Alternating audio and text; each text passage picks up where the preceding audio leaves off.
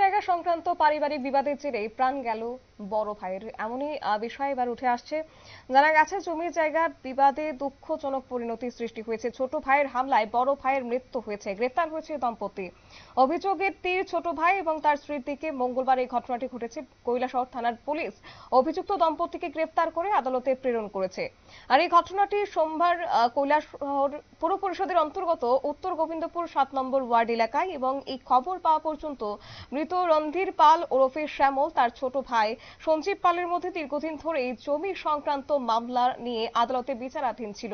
অভিযোগ, গতকাল লক্ষ্মী পুজোর সকালে বৃষ্টির পরে উঠোনের জল পরিষ্কার করছিলেন রণধীর পাল। সে সময় ছোট ভাই সঞ্জীব পাল জল পরিষ্কারে বাধা দেন এবং এই নিয়ে উভয়ের মধ্যে একটা তর্ক বিতর্ক সৃষ্টি হয়।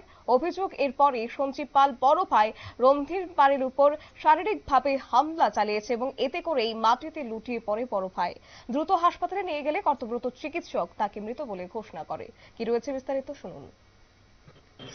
কালকে 6 তারিখ রাজীব পাল নামে একজন এসে অভিযোগ করে যে ওর কাকা সঞ্জীব পাল এবং কাকিমণি দীপ্তি মজুমদার পাল বাবার সঙ্গে খারাপ ব্যবহার করে এবং হাতাহাতি করে, যে কারণে ওর বাবা মারপিট করে, ওর বাবা মারা যায়। এইভাবে একটা কমপ্লেন করেছে।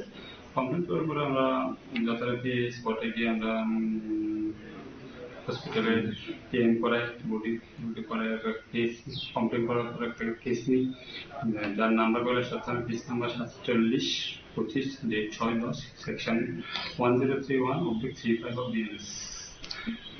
মূলে আমরা কমপ্লেন মূলে এবং ইনভেস্টিগেশন মূলে আমরা আসামি দুজনকে অ্যারেস্ট করি। প্রাথমিক তদন্তে ওদের অনেকদিন ধরে জায়গা সম্পত্তি নিয়ে প্রবলেম আছে, অনেক বছর ধরে জটিল নিয়ে আগেও কিছু ক্রিয়াটে বা বায়ন করা হয়েছে।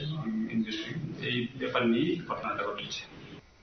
পুলিশের বক্তব্য আপনারা শুনলেন এবং মৃতদেহ ময়না তদন্ত শেষে পরিবারের হাতে তুলে দেওয়া হয়। অন্যদিকে এই মামলা নম্বরকে LSPS 47/2025 ধারা 1031/35 অফ PNS এরপর অভিযুক্ত সঞ্জীব পাল এবং তার স্ত্রী দীপ্তি মজুমদার পালকে নিজ বাড়ি থেকে গ্রেফতার করে থানায় নিয়ে আসে পুলিশ। নিয়ে নিচ্ছি ছোট্ট একটি বিজ্ঞাপন বিরতির সঙ্গে থাকুন।